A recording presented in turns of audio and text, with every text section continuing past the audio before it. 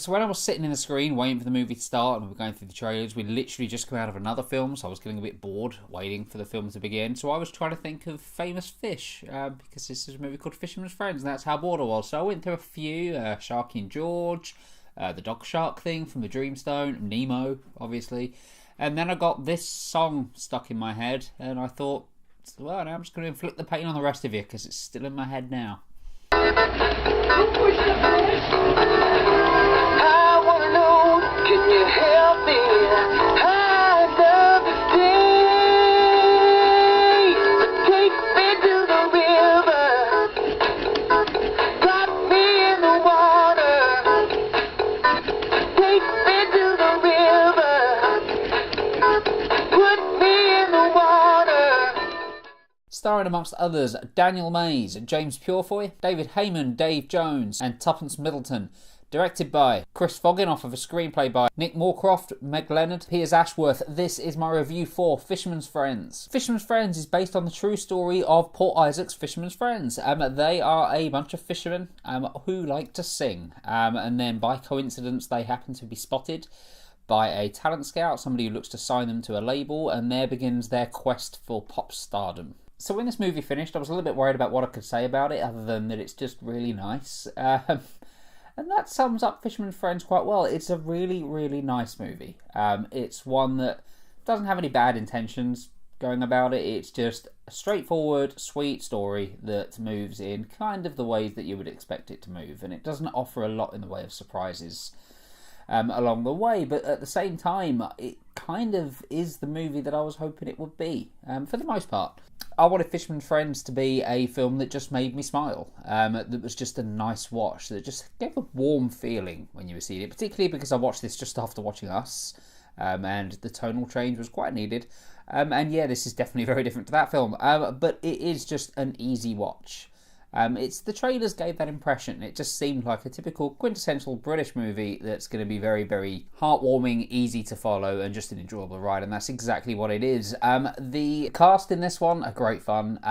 All of them, it's a big cast. There's a lot of fishermen in this band, and they're all great. All of them.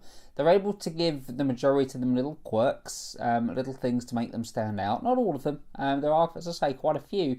But time has been given to make at least most of them feel like distinguishable people from each other, which I think was an important thing, because the whole band may not, or they are the heart of the story, but they may not get all the focus, but we still have to root for them. We still have to want them to do well, and that wouldn't have worked with a band this size if we'd only been introduced really to, say, 2 or 3 of them.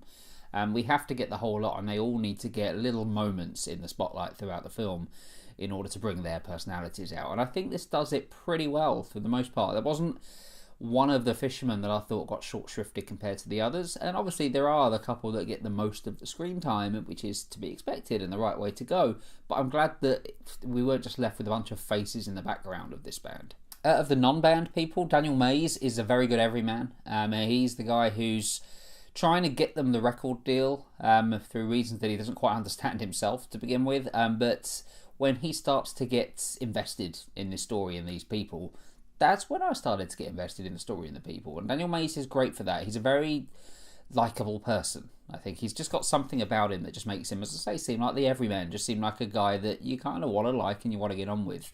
And I like the fact that it's that actor that's the gateway for us, really, to be into the Fisherman's Friends world, to see what Port Isaac, this small little town in Cornwall, or village in Cornwall, is like to live in, and how different it is compared to the hustle and bustle of the bigger cities like London. He is our gateway into that world, and the more he gets drawn into it, the more I find myself getting drawn into it too. Tuppence Middleton is great as Alwyn. Her and her daughter get quite a bit to do in this movie. There's obviously the love story angle that the trailers hinted towards, and yes, she's great in this one. I really found myself starting to fall for that character, because she's a very, very nice character. She's a lady who's been down on her luck when it comes to romantic people that she's chosen to be involved with, and I just wanted that to change for her. As I say, the performance just did a lot, I think, for the character of Alwyn. It made her more than she could have been, and she was, I think, one of my favourite things about this film, other than the sea shanty songs, which I'm going to talk about now because they're great fun.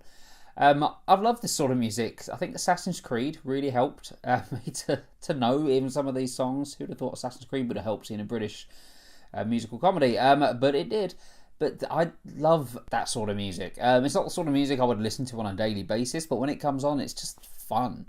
I mean, What Do You Do with a Drunken Sailor is just an all-time classic, and royalty-free. That was the bit of a lesson I got from this, that they're royalty-free, so I'm going to be using a lot more sea shanties, I think, in my videos going forward, where I can fit them in.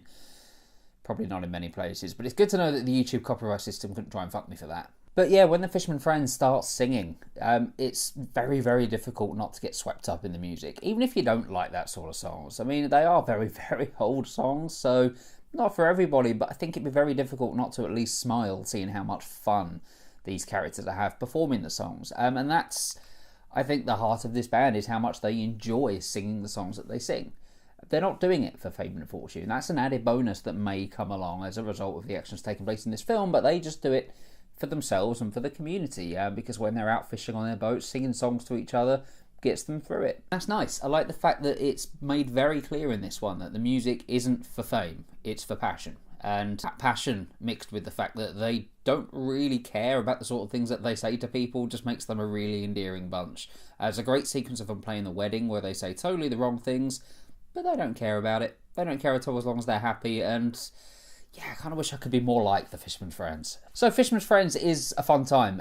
It's not exactly the most surprising of movies. It's very predictable. And it follows some very predictable beats as well, including one in particular that really annoyed me. You know that part in like a movie, love story, this sort of film, where the main character has built up relationships with all of these people, and then it comes crashing down again in the final act, only for the final 5 minutes to have them all reunite. You know that kind of story structure that films have? I thought this was going to avoid it because I couldn't see a reason for that to happen here. I couldn't see a reason for everything to come crashing down on a personal scale for the main character, Daniel Mays' character. I suspected it was going to come, but I was like, maybe it's going to surprise me. Maybe it's not going to be quite so formulaic. And then that's exactly what happens, and the reason for that happening is such a stretch. It's such a leap. And I won't say because of spoilers, but when you get to that point, it's just, really? They're all angry at him for why? What, he was doing a nice thing. It didn't make any sense. It felt like it was just forced in there because, oh, don't forget, we need to have that bit where he falls out with everybody and then everything's all happy and smiley again at the end. You didn't really need that, because I quite enjoyed the fact that it wasn't really following those predictable routes for a while, and then when it did, it was just a little bit of a disappointment. Noel Clarke's Troy as well is a bit of an odd character in this one. He doesn't feel like he quite fits with the rest of the movie, and maybe that's the point, because his character is a very different sort of character to everybody else, but the performance just feels a little bit too over the top, and it's weird hearing Noel Clarke with an American accent as well. It just made him British, you know. Bit odd. But yeah, his character didn't quite work for me, and whenever it did cut to the bustle of London, to characters out of Port Isaac, the movie lost something a little for me. I'd rather it was just focused on these characters rather than trying to fit these extra people in. But I did enjoy Fisherman's Friends. It made me smile a lot, and that's sometimes the nicest thing when you go to a movie. It just makes you smile, it makes you feel good, and that's exactly what this did. And that's probably all it set out to do, to be honest, is just be a feel-good movie. And with that in mind, success. Tick. You did good. I'm going to give Fisherman's Friends a 7 out of 10.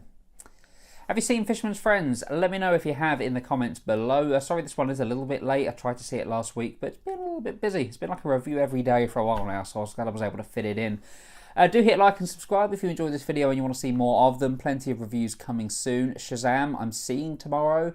I'll probably get that review up on Thursday, but I'm very excited for that one. Not so excited for Dumbo, but that's also coming this week.